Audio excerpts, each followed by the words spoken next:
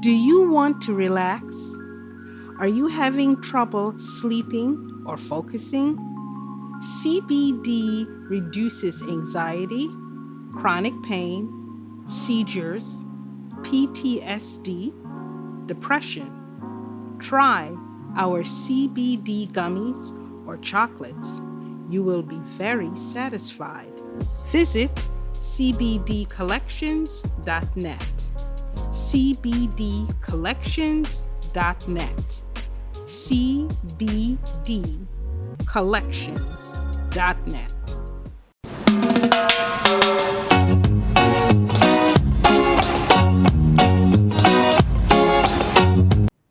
Hi, folks. Chris Daley here. Always looking for interest in Jamaican, doing great things to talk to. And do we have one for you today? We have Dr. Juli-Anne Russo. She's an aquaculture scientist. She migrated from Jamaica to Italy in 2020, but feeling disconnected from her country and from her field of study, she decided to do something about that. And being the innovator she is, she started the Caribbean Aquaculture Network. We're here today to hear her story and what its impact is on Jamaica. So welcome, Dr. Russo. Thank you, Chris. Thank you for having me. This is great. So let's begin by finding a little about your Jamaican roots. Sure. So I was born in Kingston and I went to school in Kingston, but when I was about 4, my parents moved to Spanish Town. So we moved back and forth between Spanish Town and Kingston because all of my schooling was in Kingston. I went to Immaculate, Yes.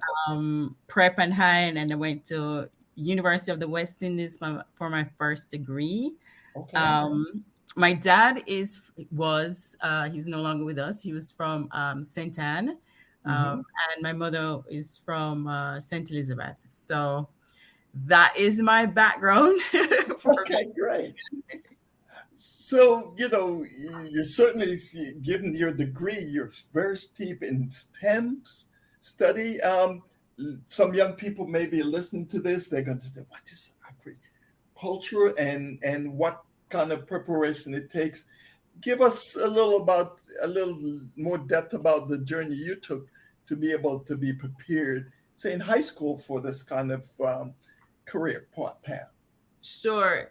So aquaculture is not something that I think to this day is not something that's really on the foremost or the agenda as a career. If you talk to anybody that is probably my generation or under, kind of fell into the field because as you know, we didn't really have too many choices. In my day, maybe it's a bit different now.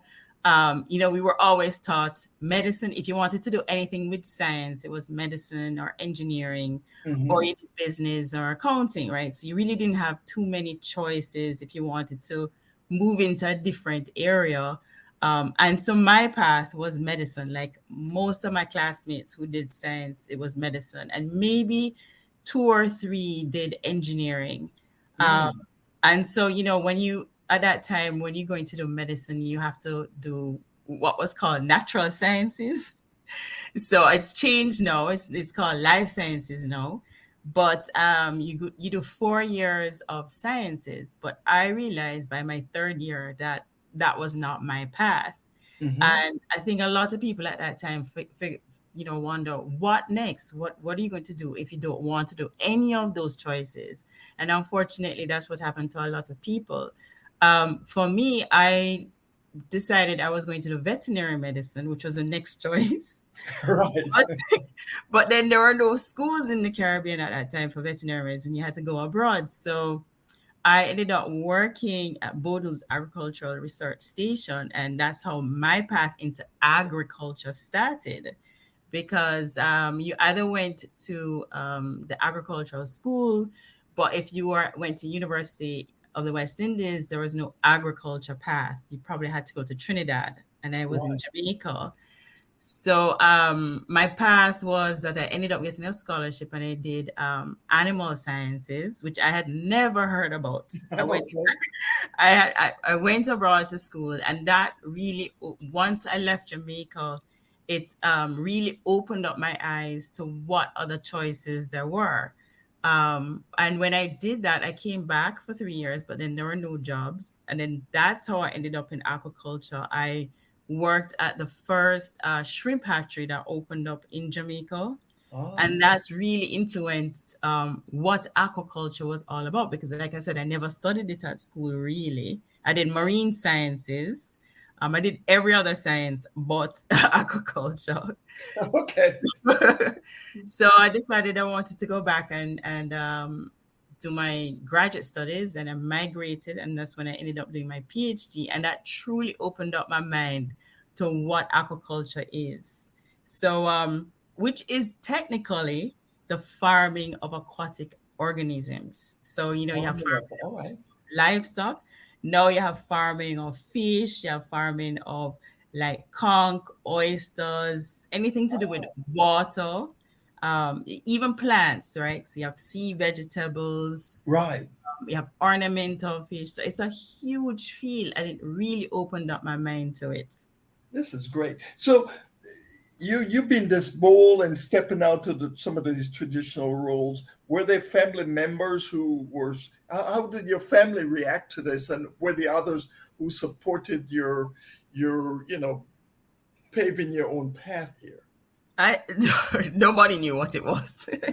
Okay, they just know you're bright and they're going to support you regardless of what. Well, not really, because if you don't choose medicine, it's like my father was like, well, you're not doing medicine. What are you doing? Right. So I think it took them a while to even understand, the path of agriculture is not something was really elevated, unfortunately, because when I went to school, I went to school at University of Florida in the States. It is some 75% of the economy is food. Right. And that's not something that was really elevated to me when I went to school. And then from there, you have food sciences, you have manufacturing of food, you have the science that goes into the production of the food. So I did all of those sciences, biology, chemistry, microbiology, which at that time you never thought of as sciences for aquaculture, Right. So I really believe now that they're talking a lot more about STEM. STEM is the science, technology, engineering, and math. I believe that we should really start talking about aquaculture to now be put into this category. So more people in Jamaica can think outside of the box of just not medicine or engineering. They can go into, a different field, that's science. So you're proposing we do STEAM. STEM. This is great. Need some steam. Exactly. Well, let's talk about that, because you came back and your first work was in budding industry. You said you're doing skunk and those kind of sea, and then you mentioned seaweed. Well, my work was in shrimp. In shrimp, yeah. So shrimp and ornamental. All right, so these are high premium kind of products. Tell us about what was your daily activities in that type of work? Well, at the shrimp hatchery, I started out quite young because I had just done my master's. So I was an algae technician. So we had to make the food for the shrimp. So that was my job, creating the algae, which went through a very scientific process. It was, it had to be very clean, sterile, in that sense. Then I went on to be a manager for an ornamental fish farm. And that fish farm did a lot of exporting of aquarium fish, like betas and different types of fish that you've probably seen in an aquarium, freshwater fish, that did a lot of exporting. So these kinds of fields, you also have in Jamaica tilapia farming. So it's not only for food, which is tilapia or shrimp. You can also have just to make an income, which is ornamental fish or growing aquarium plants. So in that sense, it really opens up a field to have people who don't go into traditional fields can now go into something that can make some money. Good. So let's talk about you mentioned like ornamental fish could actually, it's an export product. And how do you see it right now? Jamaica, I think, exports probably 60% of its food supply. Given if we can develop these kind of stuff, what kind of impact you see it having on our food supply chain? So at the moment, I mean, the United Nations is really trying to expound aquaculture to be something considered for our food supply, because it takes up less, it can take up less space, and it can take, it's actually, products like fish are very high in protein, they provide essential nutrients. So this is something that we want people to, we want people to have a healthy diet. It has omega-3s. So you want people to start eating more fish products, more aquaculture products. But at the moment, there needs to be more support in terms of, like finances, technical services. I think we don't have enough of that, and we don't have enough of an ongoing technical support to people who are interested in small farming. So you may have support for very large farmers and people that may have the money to do this, but there's not enough for smaller farming. And this is where we really need to start focusing for people to provide their own food, like backyard farming. Right. So it's to put in place an ecosystem for one of these seem like it's rather expensive. Can you speak to some of that? What it takes to set up a business on a small scale? So I can't give you numbers, but what I do suggest is that because, the way things are in Jamaica and the resources are very limited, what I would suggest is that anyone who is interested in starting an aquaculture business to prepare a well-detailed business plan, and then based on the needs, that's when you can seek out funding from resources that are available, or maybe partner with larger farms to help them.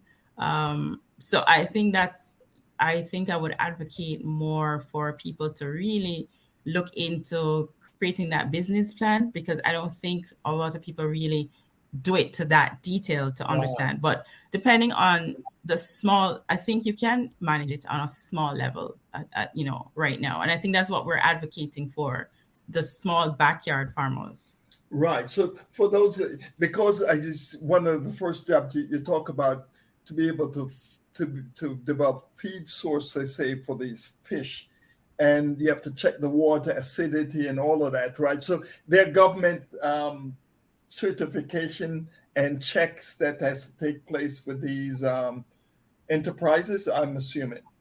So the government of Jamaica has the aquaculture and fisheries section. Yeah, the quality of right. So they have an extension. They do have an extension branch that within that business plan, they should be including the government's input, and they should also be including the Environmental Protection Agency. So within that business plan is to map out all the resources that are available to make sure that their production systems meet the certification required. And that's where the network, I formed this network is to be able to connect people together to help them to get some of the resources and to direct them into the places in which they need to really think about when deciding to go into any kind of aquaculture production. Okay, so tell us a little about what motivated you. You're in beautiful Italy. Are you in southern Italy or northern Italy? Oh, I am gee. actually outside of Rome. I'm in the Say hills. hello to the big guy Hill- for us. So yeah, you are, but you had a yearning to give back.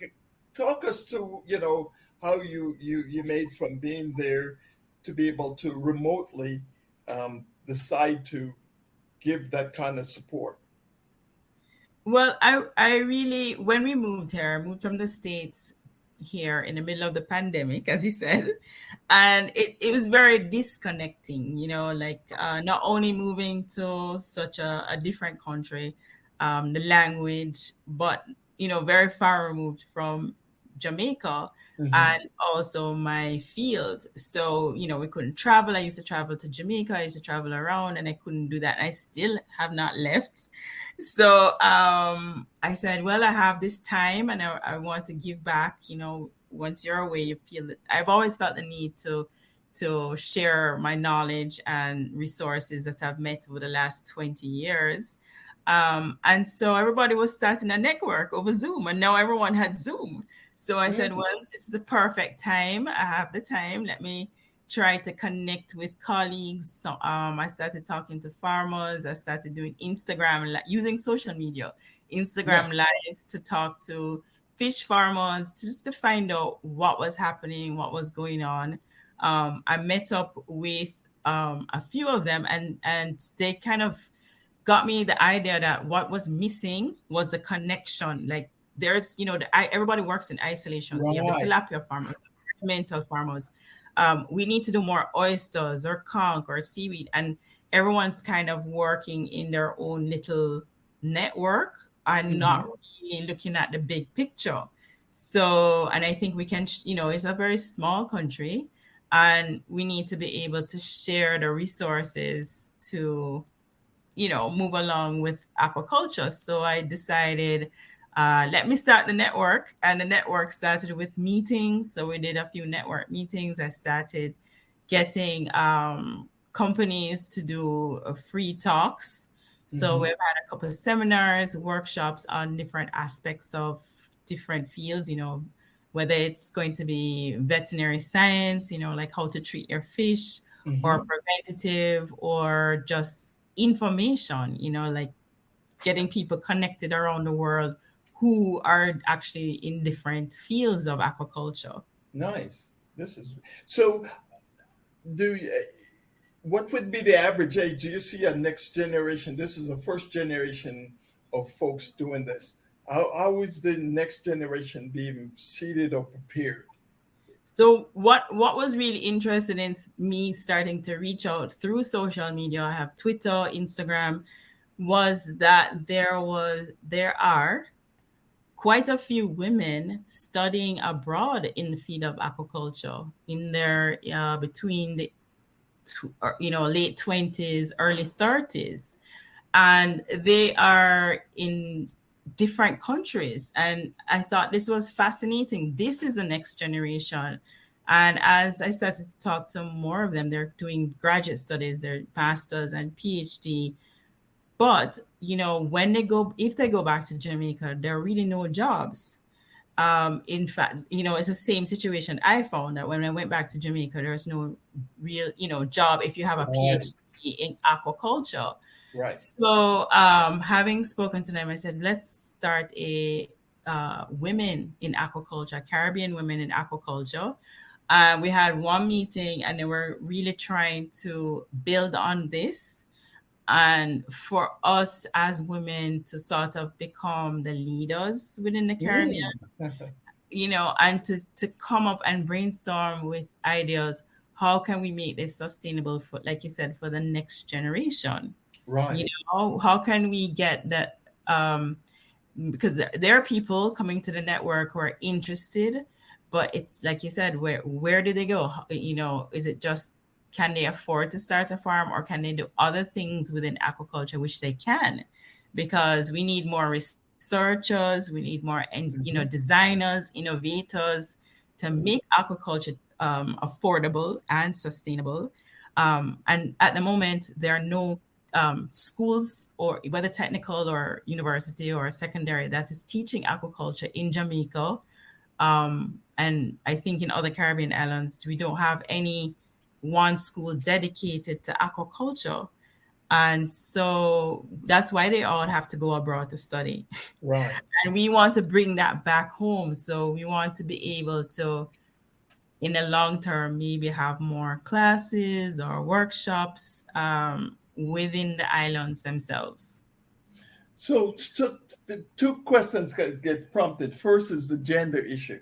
It's a women-led initiative, and how are people adapting to that? Are they welcoming this type of engagement, and are you getting any pushback in it, or is it pretty supportive? No, not at all. I have always found Jamaica to be very, at least, compared to working in the States. Yeah. I managed a fish farm when I was 27 that was majority men. And I have never had an issue working in Jamaica as a woman. I think characteristically, women in Jamaica we had a woman prime minister, right? Right. Women in Jamaica have always been in these roles. And having gone to Immaculate, we were always Empowered. told we can do we're empowered. We can do anything we want to do. I did find a lot of problems when I went to the States. However, as a Black woman, immigrant, or you name it, there was always an issue. But no, I think it is encouraged, and I think it's not really about being a woman. I think it's about how can we use our skill sets and our knowledge to elevate aquaculture in Jamaica. And like I said, because we have so many of these women who are doing higher studies, we really need to utilize their knowledge and their intelligence. And I saw it's not Jamaica; it's a Caribbean-based initiative. How did that come about? That you find women in other islands that are of similar mindset to be able to form this kind of community? So we're searching. Okay. So the internet. We're searching for all the women in the Caribbean because it's, we share similar resources. We share similar culture. And because the resources are so limited, I think, resources meaning like the knowledge and that we have. If we can bring everybody together to work together, I think it's a benefit for the region. I think that's the way that we really should go and not really isolate ourselves anymore. Yes, this is great. So if you look at it, seems like we thank you for your vision and insight to be able to start this stuff and to giving it legs, even all the way from outside of Rome. If you should look out, what is some of your vision that you can see this industry happening within the industry, say in the next 5 years?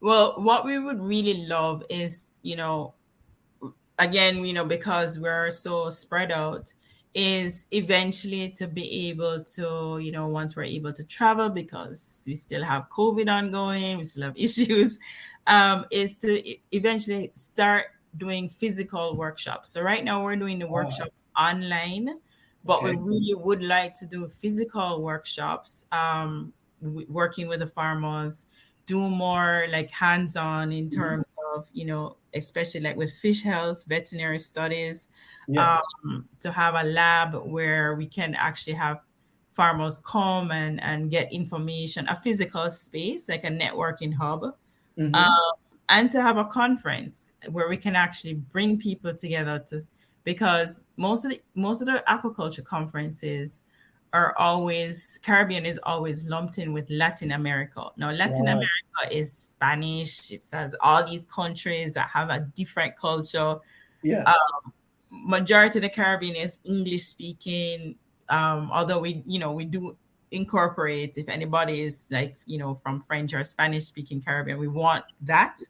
But we don't have a lot for English speaking Caribbean. And it's not geared towards us. We're always kind of like lumped in with one or two posters at a conference. Yeah, it's like a stepchild type. So we want to have more research Right. And we want to have the research studies being presented and really to incite people, motivate people, and people to get to know that aquaculture is not tilapia farming. It's not just tilapia farming. Right. We have conch to not only for food, but to replenish our oceans. We have overfishing. Caribbean Sea is highly overfished.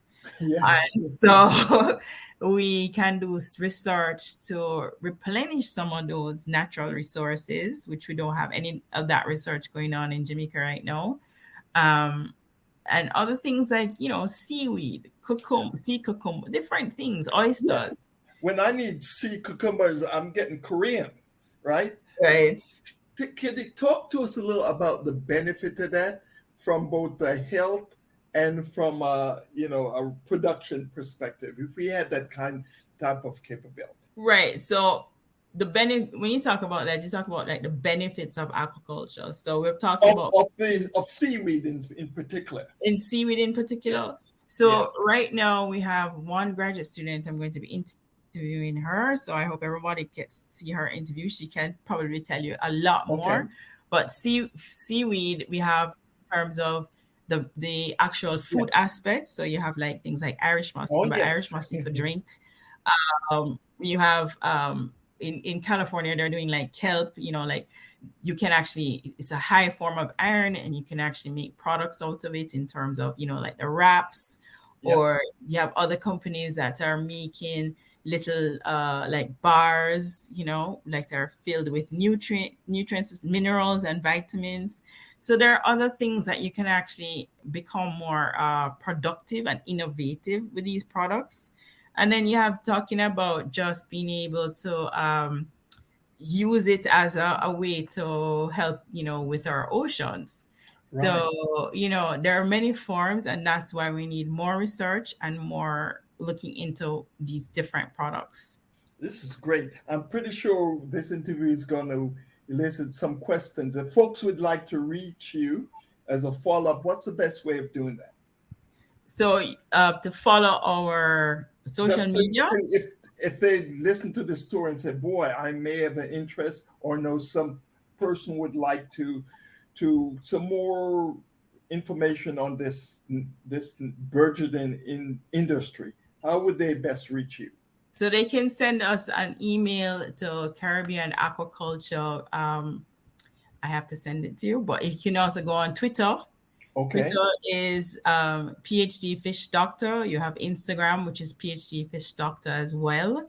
And you can go on our YouTube. And if you go on our Instagram, you'll see all of this information where you can find me.